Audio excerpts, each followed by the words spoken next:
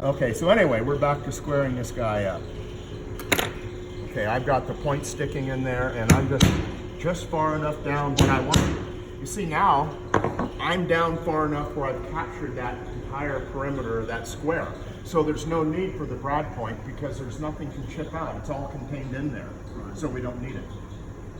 So, oh, and I'm going to take this off real quick. I didn't explain something else. That's about how far I want it to stick out of the tool.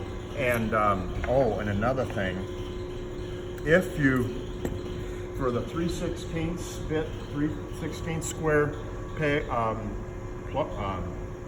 punches and the 1/4 inch, the standard size bits, by the time you get them in the, they'll come out about there. So you got to get, I think they're called aircraft bit, or what are those long ones? Yeah. And you can unscrew it. It's a little more time consuming, but you can unscrew the top. Oh yeah. Yeah. What I do is I get the long bits and I take them over to my grinder and I and then snap them off to the length I want, and then I've got the proper length because this one was probably that long to begin with.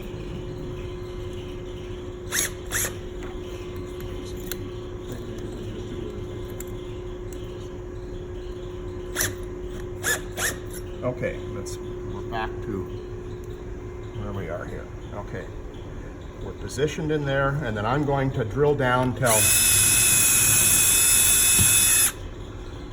and now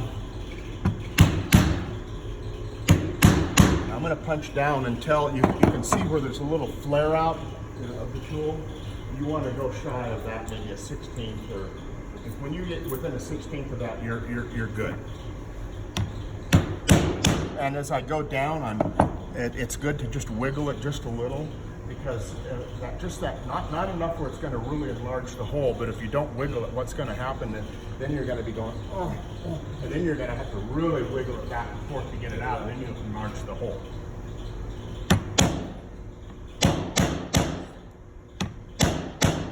Okay, there's lighting's kind of, yeah, I think that's about right.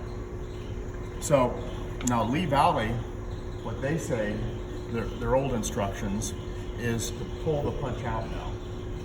But I don't do that. What you've done is the punch has pulled all this stuff, it's cut all this stuff around from the edges, but it's still down there. When you pull this out, all that crud, you got to come back with like a dental pick or something and pick that crud out.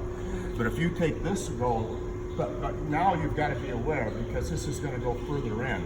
If I were to go all the way down, I may go into the bench. So you want to go down till you feel it stop. If you're afraid of going through the bench and it's not your bench, I would put something else under there before you do that.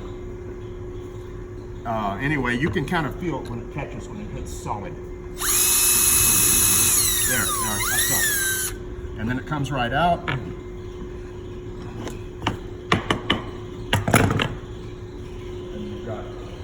Crisp square hole with no crud in there. There's just a little bit of stuff at the very bottom, but those back bevels take care of all that.